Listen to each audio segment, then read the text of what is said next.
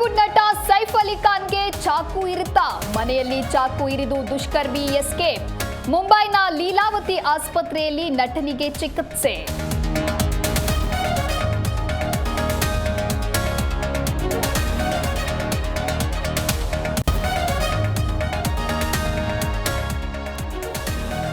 ಬಗೆದಷ್ಟು ಬಯಲಾಗ್ತಾ ಇದೆ ಐಶ್ವರ್ಯ ವಂಚನೆ ಕೇಸ್.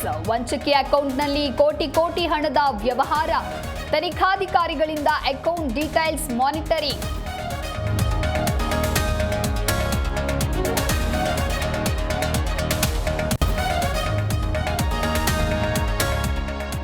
ಇಂದು ಸಿಎಂ ನೇತೃತ್ವದಲ್ಲಿ ಸಚಿವ ಸಂಪುಟ ಸಭೆ.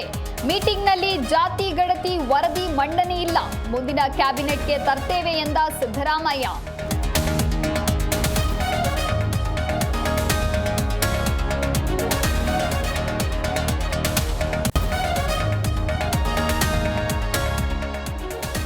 ಶಾಶ್ವತವಾಗಿ ನಗು ನಿಲ್ಲಿಸಿದ ಸರಿಗಮ ವಿಜಿ. ರವೀಂದ್ರ ಕಲಾಕ್ಷೇತ್ರದಲ್ಲಿ ಅಂತಿಮ ದರ್ಶನಕ್ಕೆ ವ್ಯವಸ್ಥೆ. ಮಧ್ಯಾಹ್ನ ಚಾಮರಾಜಪೇಟೆಯಲ್ಲಿ ಅಂತ್ಯಕ್ರಿಯೆ.